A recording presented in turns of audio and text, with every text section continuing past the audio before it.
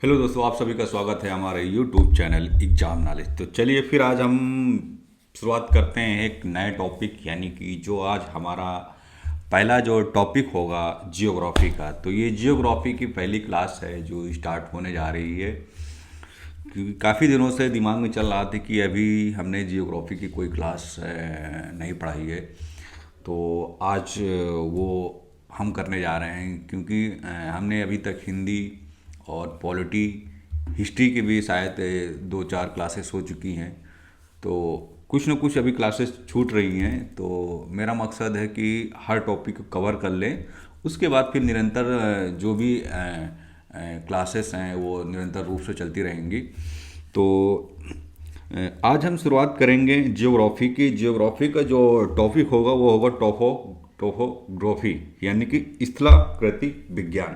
ठीक है, तो स्थलाकृति विज्ञान के बारे में आज हम जानेंगे कि ये क्या है और कैसे ये टोपोग्राफी क्या क्या क्या इसके अंतर्गत चीज़ें हैं। ठीक है, तो जैसे कि हम बात करते हैं कि इसके अंतर्गत यानी कि पृथ्वी की जो बाहरी परत है, बाहरी परत की बनावट का अध्ययन किया जाता है, उसको हम ट्रोपोग्राफी यानी स्थलाकृति विज्ञान कहते हैं। स्थलाकृति विज्ञान का ये है कि इसके अंदर पृथ्वी की बाहरी परत की बनावट का हम क्या करते हैं, इसके अंदर अध्ययन करते हैं।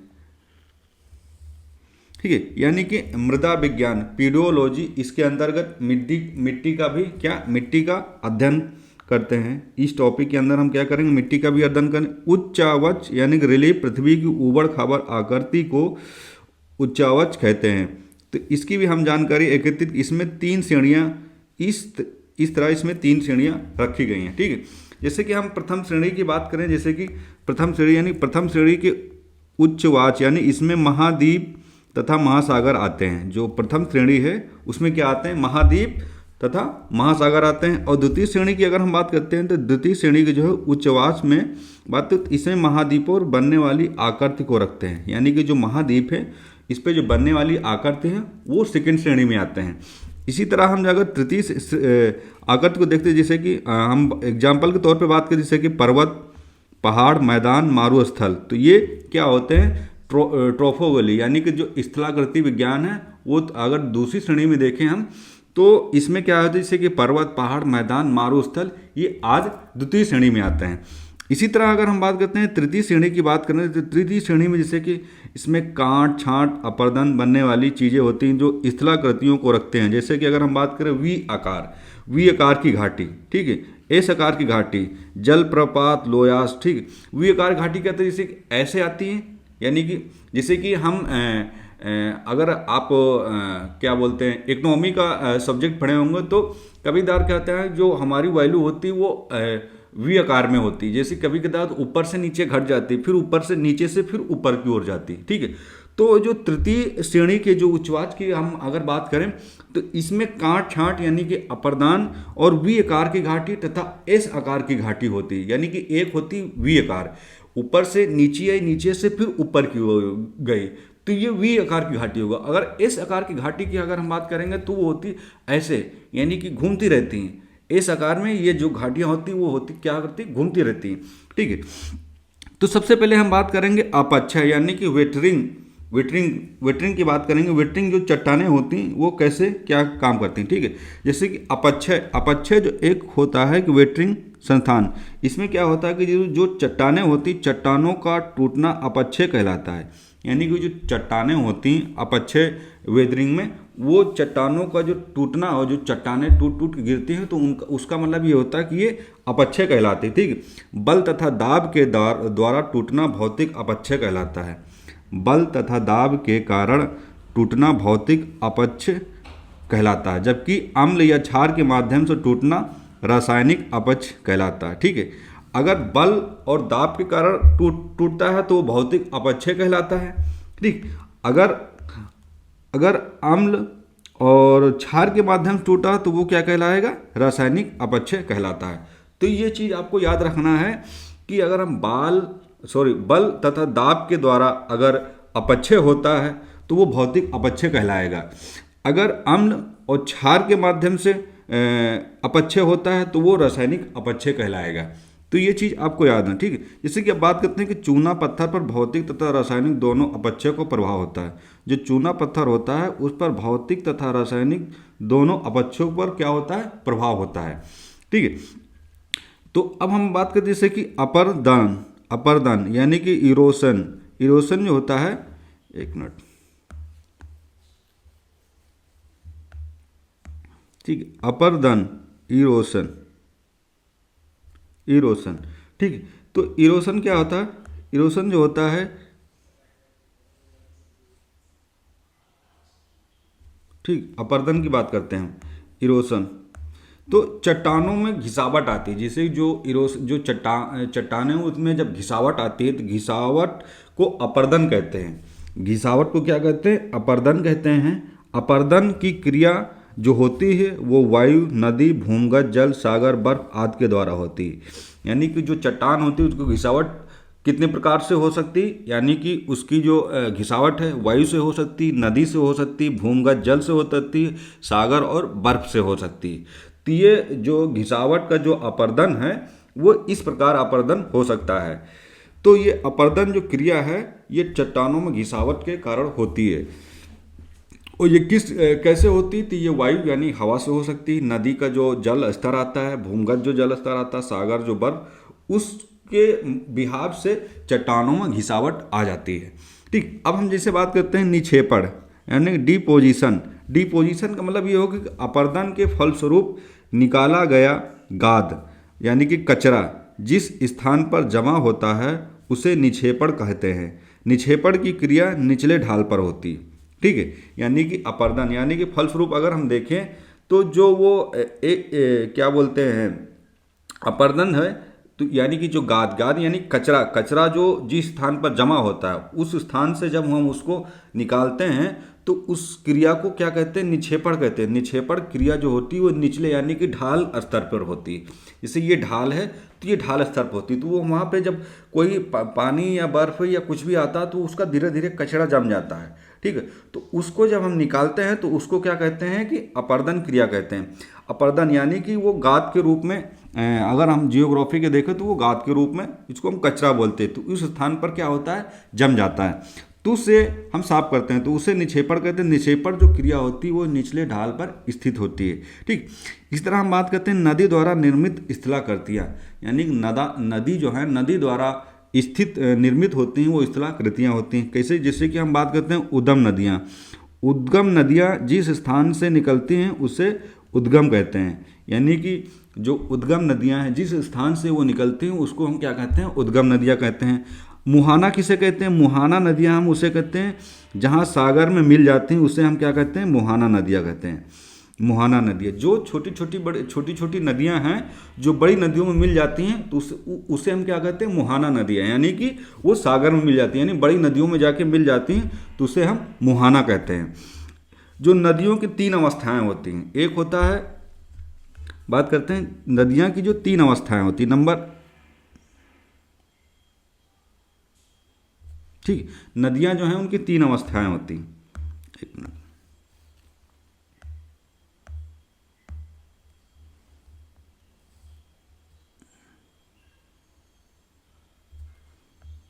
एक मिनट, बंद नहीं रहा,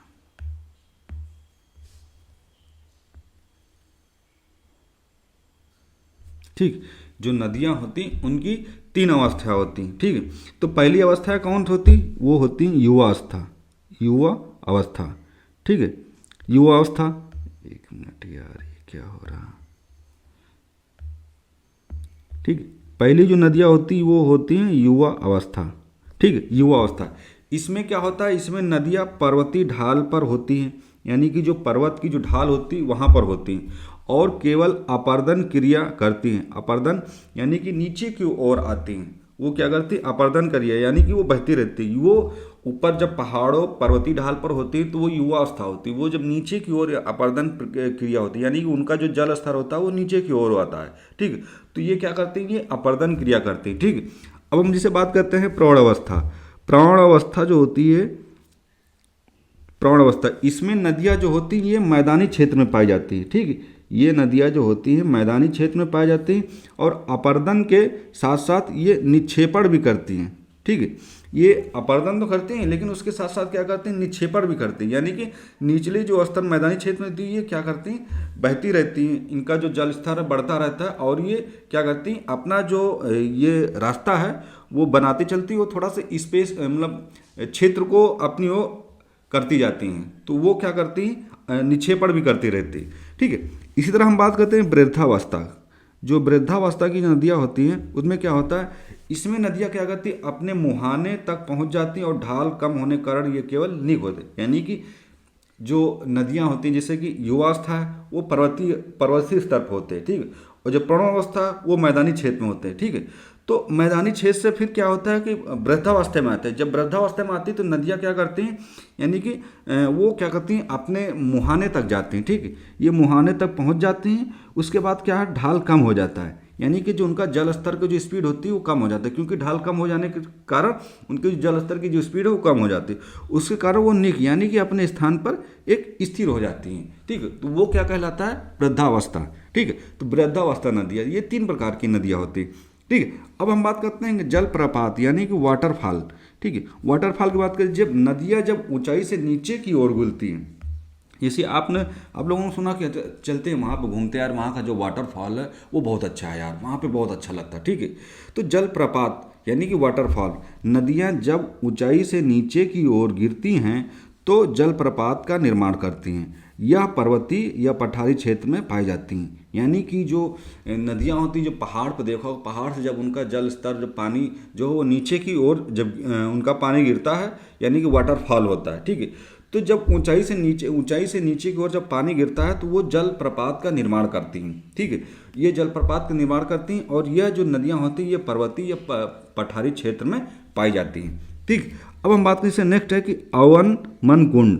ठीक, अवनमन कुंड का मतलब यह है कि जलप्रपात के अपमान यानी कि जो बेग नदियाँ हैं जब नीचे गिरती हैं तो एक गड्ढा या कुंड का निर्माण कर देती हैं, जिसे अवनमन कुंड कहते हैं। ठीक है, अब ये ऑप्शन आ जाता है, ये क्वेश्चन आ जाता है कि अवनमन कुंड क्या होता है। ठीक है, अवनमन कुंड क्या होता है, अवनमन कुंड क्या होता है, जब क्या बोलते हैं कि जब नदियों का जो जल होता है यानी कि नदी का जो पानी होता है वो जिसे पहाड़ से नीचे गिरता है। ठीक है, जब पानी गिरेगा तो क्या होगा, पानी गिरेगा तो नीचे एक गड्ढा टाइप का हो जाएगा, गड्ढा हो जाएगा या बहुत सारा, कहते नहीं कि अरे वहाँ पे मत जाना, वहाँ पे बहुत गहरा है, वहाँ पे गड्ढा है, वहाँ पे कुंड है। ठीक है, तो जब नदियों का पानी नीचे गिरता है तो एक जल स्तर का एक अपना वो बना लेता है गड्ढा टाइप का, तो उसको कुंड बोलते हैं। ठीक है, तो अवनमन का जो मतलब होता है वो कुंड होता है, यानी कि जब नदियों का पानी नीचे गिरता है तो वो कुंड टाइप का बना लेते हैं। ठीक है, तो जिसे हम क्या कहते हैं, अवनमंड कहते हैं।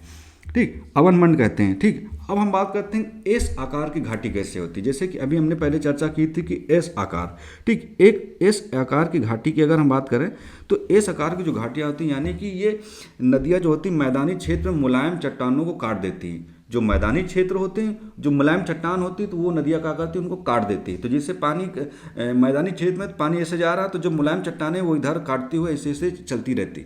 ठीक है, तो ये क्या हो जाती है, एस आकार की घाटी हो जाती है। तो इसमें कह रहा है कि मुलायम चट्टानों को क्या करती हैं ये नदियाँ, काट देती हैं और तथा कठोर चट्टानों को छोड़ देती हैं, क्योंकि कठोर चट्टान को तो छोड़ नहीं पाएंगे, तो जहाँ जहाँ मुलायम स्तर पड़ता है वो काटती हुई चली जाती है, जहाँ पे तगड़ा होगा वहाँ पे वो नहीं काट पाते तो ऐसे ऐसे घूमती चली जाती। तो ये एस आकार की घाटियाँ हो गई। ठीक है, तो ये कठोर चट्टानों को क्या करती हैं, छोड़ देती हैं, तो इस कारण ये एस आकार की घाटी बन जाती हैं। इस कारण क्या बन जाती है, एस आकार की घाटी बन जाती है। ठीक है, इसे हम मिंडार या विसर्प भी कहते हैं, याद रखना, इसे हम क्या कहते हैं, मिंडार या विसर्प भी कहते हैं। ठीक है, अब हम बात करते हैं नेक्स्ट जो गोखुर झील। ठीक है, गोखुर झील क्या होता है, गोखुर झील की बात करते हैं, जैसे कि गोखुर झील जो है वो है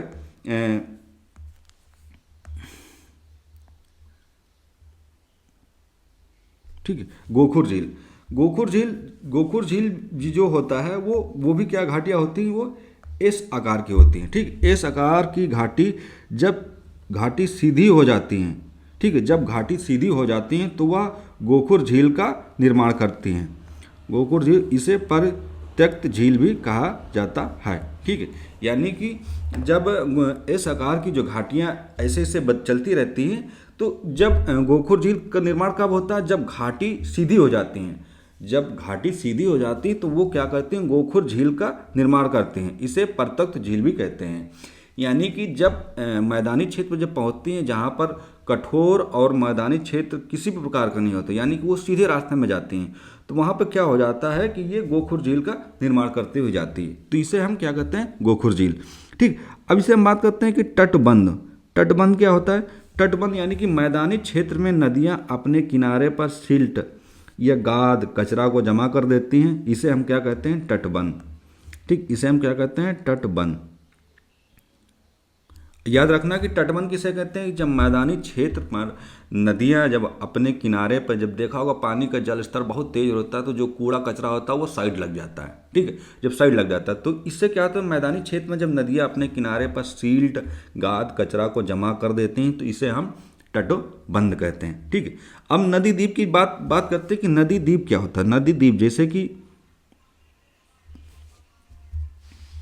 ठीक है, नदी द्वीप क्या होता है कि जैसे कि हम जब नदियाँ अपने बीच मार्ग में सील्ट को जमा कर देती हैं। ठीक है, यानी कि जब नदियों का जल स्तर जब जाता रहता है, लेकिन क्या कभी कभार क्या होता है कि अपने बीच मार्ग में क्या कहते हैं, सील्ट, यानी कि कूड़ा कचरा वो अपने बीच मार्ग में जमा कर देती हैं, तो सील्ट कर देती हैं, तो इन नदी को द्वीप कहा जाता है।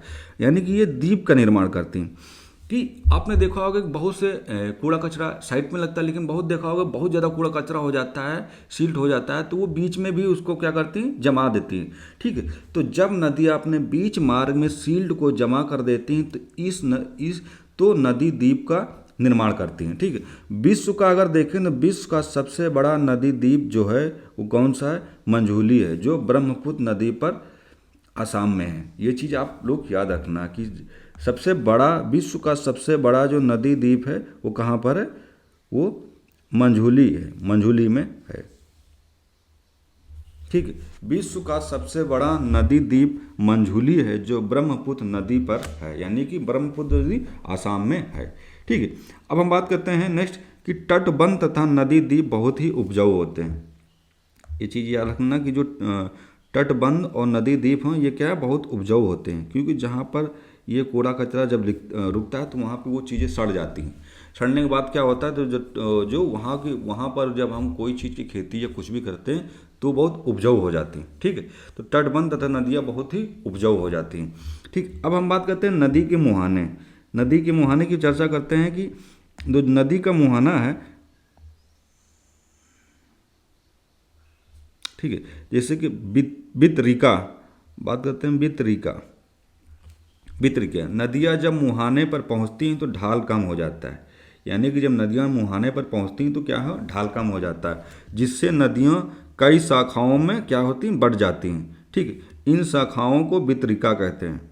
यानी कि नदियाँ जब ढाल में रहती हैं तो उनका जो जल स्तर होता है काफ़ी स्पीड में रहते, लेकिन जब ढाल उनका कम हो जाता है तो इससे क्या होता है, नदियाँ कई शाखाओं में, भाई जब ढाल है तो वो एक ही ढाल में सीधा पानी उनका जाता रहता है, लेकिन जब ढाल का जो स्तर है वो कम हो जाएगा तो उनका जो पानी का जो स्तर है वो फिर क्या होता है कि वो कई शाखाओं में बढ़ जाता है, यानी कि फैलने लगता है। तो इसको क्या कहते हैं, इसको कहते हैं वितरिका। ठीक है, वितरिका कहते हैं। अब जैसे अब डेल्टा की बात करते हैं। डेल्टा क्या है, डेल्टा जो दो वितरिकाओं के बीच जब गार्ड सिल्ट जमा हो जाता है तो वह त्रिभुज, यानी कि त्रिभुज समान आकृति का बना लेता है, जिससे हम डेल्टा कहते हैं। यह बहुत ही उपजाऊ होता है। ठीक है, डेल्टा किसे कहते, त्रिभुज, यानी कि तीन, एक ऐसे एक ऐसे एक ऐसे। ठीक है, त्रिभुज, एक ऐसे एक ऐसे एक ऐसे। ठीक है, तो ये हो गया त्रिभुज। ठीक, ये क्या हो गया, एक मिनट, ये ऐसे। ठीक है, ये त्रिभुज हो गया। एक मिनट, त्रिभुज कैसे होगा, ये होगा ऐसे। ठीक है, त्रिभुज की अगर हम बात करें तो ये एक ऐसे जाएगा, एक ऐसे जाएगा, तो ये हो जाएगा तीन भुज, तीन भुज हो जाएगा, त्रिभुज हो जाएगा। एक ऐसे एक ऐसे एक ऐसे, ये त्रिभुज हो जाएगा। ठीक है, तो उपजाऊ हो जाते हैं। सबसे बड़ा अगर डेल्टा की बात करें, सबसे बड़ा डेल्टा की अगर हम बात करते हैं तो सबसे बड़ा डेल्टा गंगा ब्रह्मपुत्र का डेल्टा है। ठीक है, किसका, गंगा ब्रह्मपुत्र का डेल्टा है, जिसे सुंदरवन डेल्टा कहते हैं। ठीक है, जिसे हम क्या कहते हैं, सुंदरवन डेल्टा कहते हैं। सबसे बड़ा डेल्टा जो है वो गंगा और ब्रह्मपुत्र नदी का होता है, जिसे हम सुंदरवन डेल्टा कहते हैं। डेल्टा का निर्माण कैसे होता है, जैसे कि बताया, जब नदियों का जब जल स्तर क्या होता है कि एक उनका जो ढाल है, यानी कि पानी की जो गिरावट है, ढाल कम हो जाता है, जिससे नदियाँ कई शाखाओं में बढ़ जाती हैं। इन शाखाओं को हम वितरका कहते हैं, वितरिका कहते हैं। उसी तरह जब डेल्टा की बात करते हैं तो डेल्टा यानी वितरिकाओं के बीच में जब गात यानी कूड़ा कचरा जब जमा होता है तो वह त्रिभुज यानी 3 आकार का हो जाता है, ठीक है। तो समान आकृति बना लेता है, जिसे हम डेल्टा कहते हैं। और डेल्टा जो मिट्टी होती है वो बहुत उपजाऊ होती है, ठीक है। डेल्टा जो मिट्टी होती है वो बहुत उपजाऊ होती है। तो अगर हम देखें तो जो डेल्टा मिट्टी है वो बहुत उपजाऊ होती है। अगर तो सबसे बड़ा अगर डेल्टा की बात करें तो वो कहाँ पर होता है, यानी गंगा और ब्रह्मपुत्र सबसे बड़ा डेल्टा निर्माण करता है, और जिसे हम सुंदरवन डेल्टा भी कहते हैं, ठीक है। तो जब नदियों का वितरकों की संख्या अधिक हो जाती है तो वहाँ क्या होता है, जब नदियों की वितरकों की संख्या अधिक हो जाती है तो वहाँ पक्षी के पैर के समान दिखने लगती है, और इससे बनी डेल्टा को पक्षी पात डेल्टा कहते हैं, ठीक है। यानी कि जब नदियों के वितरकों की जो संख्या है वो अधिक हो जाती है तो वह पक्षी के पैर के समान दिखने लगती है, और इससे बनी डेल्टा को पक्षी पात डेल्टा कहा जाता है, ठीक है। अब जैसे कि मिसिसिपी नदी जो है ये यूएसए यानी कि पक्षीपात डेल्टा बनाती है। उसका डेल्टा सबसे चौड़ा होता है, ये चीज़ आप लोग याद रखना। जो यूएसए की जो नदी है मिसिसिपी नदी यूएसए की है, वो पक्षीपात डेल्टा बनाती है। इसका डेल्टा जो है सबसे चौड़ा डेल्टा है, ठीक है, ये सबसे चौड़ा डेल्टा है। गोदावरी नदी एस्चुरियम डेल्टा दोनों बनाती है, यानी कि जो गोदावरी नदी है वो एस्चुरियम एवं डेल्टा दोनों डेल्टा बनाती हैं। नदियां जब छोटे पर्वत तथा ऊबड़ खाबड़ स्थल को काट कर बराबर कर देती हैं तो उसे हम संप्रदाय मैदान कहते हैं। ये चीज़ आप लोग याद रखना कि संप्रदाय मैदान किसे कहते हैं, संप्रदाय मैदान किसे कहते हैं।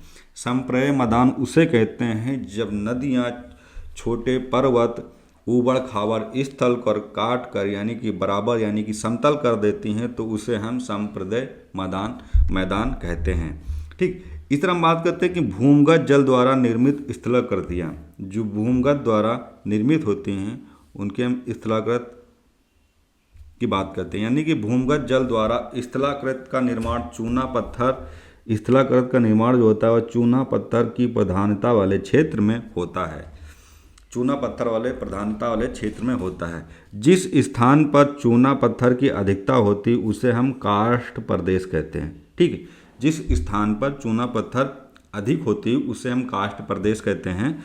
यूरोप के यूगोस्लाविया में तथा मध्य प्रदेश के हिमाचल पर्वत में काष्ठ प्रदेश पाए जाते हैं, ठीक है। यानी कि यूरोप का जो यूगोस्लाविया है और तथा मध्य प्रदेश के जो हिमाचल पर्वत में काष्ठ प्रदेश पाया जाता है, ठीक है। जैसे कि भूमिगत जल जब भूमि में प्रवेश करता है, जो भूमिगत जल है, भूमिगत जल की बात करें तो भूमिगत जल जब भूमि में प्रवेश कर जाता है तो वह अंदर एक गुफा यानी कि कंदरा का निर्माण करता है। इन गुफाओं को कठोर चट्टानें में भी पाई जाती हैं जो इन गुफाओं को गिरने से क्या करती हैं, रोकती हैं, ठीक है। यानी कि भूमिगत जो जल है वो भूमि में जब प्रवेश करता है तो वह अंदर एक गुफा बना लेता है, तो गुफा का क्या करता है, वो निर्माण करता है। इन गुफाओं में कठोर चट्टानें भी पाई जाती हैं जो इन गुफाओं को गिरने से क्या रोकती हैं। तो गुफाओं के प्रारंभिक भाग को हम आंधी घाटी भी कहते हैं। जो गुफाओं का जो प्रारंभिक घाट है उनको हम क्या कहते हैं, आंधी घाटी भी कहते हैं। घोल रन, अब बात करें घोल रन, तो यह काष्ठ प्रदेश के ऊपरी भाग में बनती, इसके द्वारा सतह पर छोटे छोटे क्या होते हैं, छिद्र पाए जाते हैं। छोटे छोटे जो हैं वो छिद्र पाए जाते हैं। इसी तरह फिर हम बात करते हैं जैसे कि डो लाइन या घोल रंध्र के आकार में बड़ा होता है। जो डो लाइन होता है वो घोल रंध्र के आकार में एक बड़ा होता है। थुआला व डो लाइन में एक बड़ा तथा गहरा भी होता है। पोलियो, जब काष्ठ प्रदेश अत्यधिक अपरदन के कारण काट कर नीचे की ओर गिरने लगता है तो इसके ढाल को पोलियो क्या कहते हैं, इसकी ढाल को पोलियो ढाल कहते हैं। टेरासेसा, पोलियो के कारण अत्यधिक अपरदन होता है। जो टेरासेसा होता है, टेरासेसा वो अत्यधिक अपरदन होता है जिसमें चूना पत्थर के साथ साथ लाल रंग की डोलामाइट चट्टानें भी इन निक्षेपणों को टेरा के माध्यम से क्या करते हैं, एक निर्माण के रूप में करती रहती हैं। ठीक है, तो अब हम बात करते हैं कि स्टेलेक्टाइट। स्टेलेक्टाइट क्या होता है कि कंदरा के ऊपर वाली लटकी स्थलाकृतियों को स्टेलेकाइट कहते हैं। इसका निर्माण कम अपर्दन के कारण होता है। जो इसका निर्माण है वो कम अपर्दन के कारण होता है। स्टेलेगमाटाइट जब अपर्दन अधिक होता है तो नीचे की ओर क्या होता है, चूना पत्थर जमा हो जाता है, जिससे स्टेलेगमाइट कहा जाता है। ठीक है, यानी कि जब चूना पत्थर जमाव हो जाता है तो इसे क्या कहते हैं, स्टेलेग्माइट कहा जाता है। तो इसी तरह हम बात करते हैं जैसे कंदरा स्टम की बात करते हैं। कंदरा स्टम स्टेलेक्टाइट और स्टेलेगमाटाइट आपस मिल जाते हैं तो उससे हम, यानी कि ये जो दोनों चीज़ें हैं जब ये आपस में मिलते हैं तो इसे हम कंदरा स्तंभ कहते हैं। ठीक है, अब हम बात करते हैं सागरी जल द्वारा निर्मित स्थलाकृतियाँ, यानी कि जो सागर का जो जल है उसके द्वारा निर्मित स्थलाकृतियाँ। ठीक है, इसे सागरी जल द्वारा तटों पर क्या होता है, स्थलाकृत का निर्माण किया जाता है। तो स्थलाकृत का जो निर्माण होता है वो होता है जैसे कि पवनों द्वारा मरुस्थलीय क्षेत्र में स्थलाकृत का क्या होता है, निर्माण होता है। तो घर्षण, जब वायु किसी चट्टान से टकराती है तो क्या होता है, घर्षण कहते हैं। जब वायु यानी हवा किसी चट्टान से टकराती है तो उसको हम क्या कहते हैं, घर्षण कहते हैं। अब घर्षण किसे कहते हैं, अब वायु में उपस्थित धूल कण जब किसी चट्टान से टकराते हैं तो उसे हम अपघर्षण कहते हैं। यानी कि वायु में स्थित धूल, जैसे हवा चल रही तो उसमें जो धूल कण ये सब चीज़ें होती हैं, जब वो किसी चट्टान से जब टकराते हैं तो उसे हम क्या कहते हैं, अपघर्षण कहते हैं। ठीक, इसी तरह हम शनि घर्षण की बात करते हैं। वायु में उपस्थित धूल कण जब आपस में टकराकर टूटने लगते हैं तो उसे हम शनि घर्षण कहते हैं। यानी कि जो वायु होती है उसमें जो धूल कण होते हैं वो जब आपस में टकराते हैं, टकराकर जब वो टूटने लगते हैं तो उन्हें हम कहते हैं शनि घर्षण कहते हैं। ठीक है, क्या कहते हैं, शनि घर्षण। इसी तरीके से जब बात करते हैं यानी छत्रपशीला, जब किसी बड़े चट्टान के नीचे मुलायम चट्टान पाई जाती है तो वो वायु मुलायम चट्टान की अपर्दित कर देती है, जिससे छाता के समान आकर, जिसे हम छत्रपशीला कहते हैं। ठीक है, ये उतना जब किसी बड़े चट्टान के नीचे, यानी जो बड़ा चट्टान होता है उसके नीचे एक मुलायम चट्टान पाई जाती है, वायु मुलायम चट्टान को अपर्दित कर दी, यानी हवा जो है वो मुलायम चट्टान को अपर्दित कर देती है, जिससे छाता के समान, यानी कि मुलायम अपर्दित यानी कि फैला देती है, तो जिससे छाता के समान आकृति बनती है, जिसे हम छत्रपशीला कहते हैं। फैला देती है तो वो एक छाता के आकार की बन जाती है। ठीक है, तो जैसे कि इंसल वर्ग मारुस्थल में कठोर चट्टाने टीले इंसल वर्ग कहते हैं।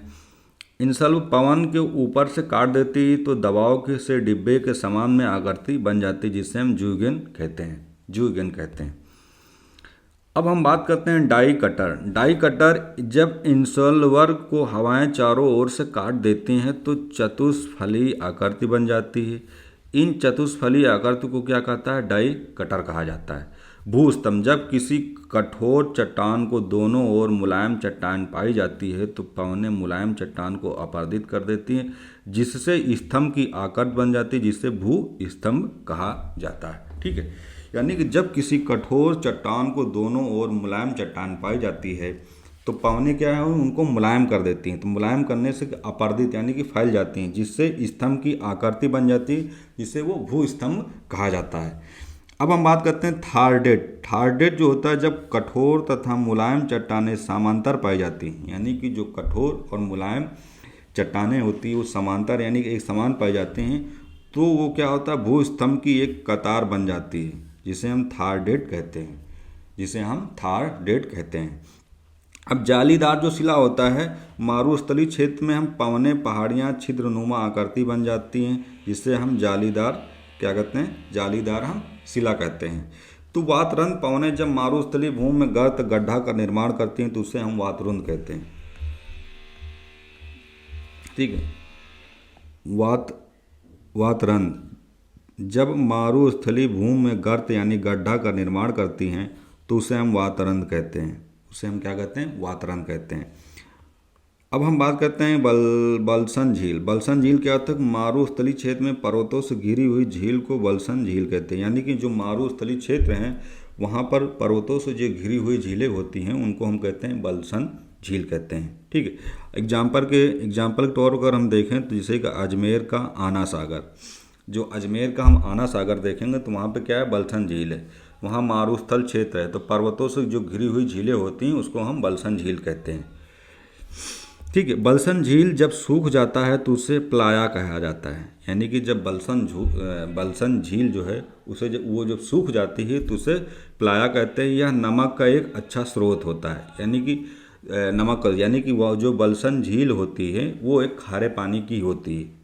क्योंकि खारे पानी की होती है, क्योंकि जब सूख जाता है तो उसे प्लाया यानी कि एक नमक का स्रोत मिलेगा, तो यानी कि खारा पानी होगा तभी वो सूखता है, तभी वो नमक का स्रोत बनता है। ठीक है। तो ये एक प्रकार का खारा पानी भी होता है इसमें, और ये सूखने के बाद एक नमक का अच्छा स्रोत भी बन जाता है। ठीक है।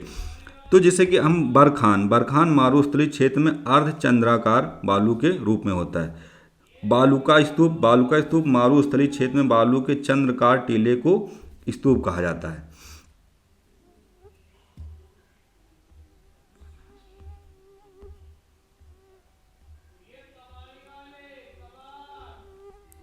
अब हम बात करते हैं लोयस का मैदान। ठीक है। लोयस का मैदान क्या होता है? लोयस के मैदान के बारे में हम बढ़ते हैं। लोयस का मैदान यानी मारुस्थलीय क्षेत्र में बालू वायु द्वारा उड़कर ले जाती है। यानी जो मारुस्थलीय क्षेत्र है वहाँ पर वायु जो है बालू वायु द्वारा उड़कर ले जाती है, और जिस स्थान पर इसे निक्षेपित यानी कि छोड़ देती है उसे लोयस का मैदान कहते हैं। लोयस का मैदान जो होता है वो एक उपजाऊ होता है, क्योंकि बड़ा लोयस का मैदान चीन में है। ठीक है। जो लोयस का मैदान होता है वो बड़ा उपजाऊ होता है, और सबसे बड़ा जो लोयस का मैदान है वो कहाँ पर है? वो है चीन में। अब हम बात करें जैसे कि हिमनद द्वारा निर्मित स्थलाकृतियाँ।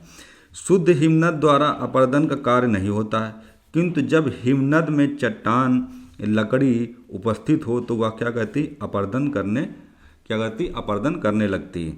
अब हम बात करते हैं एक हो जाए वी आकार। अब हम बात करते हैं यू आकार की घाटी, यानी कि बर्फीले क्षेत्र में दो पहाड़ों के बीच आकार की घाटी होती है। जो बर्फीला क्षेत्र होता है वहाँ पर वही यू आकार की घाटी होती है। यहाँ पे दो पहाड़ों के बीच में होती है तो वो यू आकार की घाटी हो जाती है। यदि एक पहाड़ इधर एक, तो वो जो होता है ये यू आकार की घाटी बन जाती है। ठीक है। अब जैसे कि बात करते हैं लटकती घाटी। लटकती घाटी क्या? जब किसी बड़े हिमनद में कोई छोटा हिमनद आकर जुड़ जाता है तो उसे क्या कहते हैं? लटकती घाटी कहते हैं। यानी कि जब कोई बड़ा हिमनद है और उसमें से कोई छोटा हिमनद आकर जुड़ जाता है तो उसे हम हिमनद घाटी कहते हैं। नूनाटक की अगर हम बात करते हैं नूनाटक जब किसी छोटे हिमनद के ऊपर बड़ा हिमनद आ जाता है तो उसे हम नूनाटक कहते हैं। यानी कि जब कोई छोटा हिमनद होता है तो उसके ऊपर जब कोई एक बड़ा हिमनद आ जाता है तो उसे क्या कहते हैं? नूनाटक कहते हैं। सार्क क्या होता है? सार्क में हिमनद क्षेत्र में बनने वाली गर्त को सार्क कहते हैं। यानी कि जो हिमनद क्षेत्र है उसमें जो गर्त बनती है उसको क्या कहते हैं? सार्क कहते हैं। ठीक, उसको क्या कहते हैं? सार्क कहते हैं। अब जब किसी चट्टान के दोनों ओर सार्क का निर्माण हो जाता है तो उसे हम एरिटिट कहते हैं। जब दो चट्टान और दोनों चट्टानों में जब सार्क का निर्माण होता है तो उसे एरिटिट कहते हैं। ठीक है, एरिटिट कहते हैं।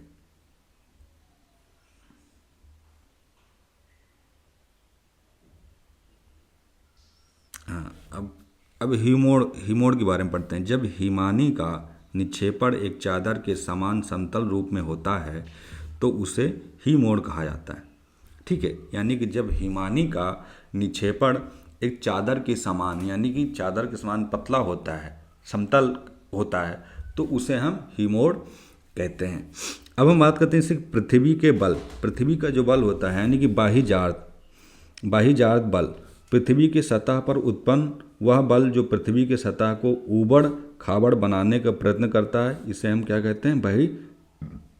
बाह्यजात कहते हैं। अगर एग्जाम्पल के रूप में अगर हम देखना चाहें तो जैसे कि अपक्षय, अपर्दान या निक्षेपण, जैसे कि अभी हमने इसे पहले पढ़ा है, तो ये एग्जाम्पल के रूप में अगर हम देखना चाहें तो अपक्षय, अपर्दान या निक्षेपण। ठीक है, तो अंतर्जात बल यह है कि पृथ्वी के अंदर से उत्पन्न होता है और पृथ्वी की ऊपरी सतह को बराबर कर देता है, उसको अंतर्जात बल कहते हैं। यानी कि जो पृथ्वी होता है, जो ऊबड़ खाबड़ होता है, तो ये अंतर्जात बल पृथ्वी के नीचे अंदरी सतह में होता है। तो वो जब उत्पन्न होता है तो उत्पन्न होने से पृथ्वी की जो ऊपरी सतह है उसको क्या करता है, बराबर कर देता है। ठीक है, तो ये आज जो हमारा जियोग्राफी की जो पहली क्लास थी वो स्थलाकृत विज्ञान यानी टोपोग्राफी की पहली क्लास थी। तो ये फाइनली पूर्ण रूप से कंप्लीट हुई।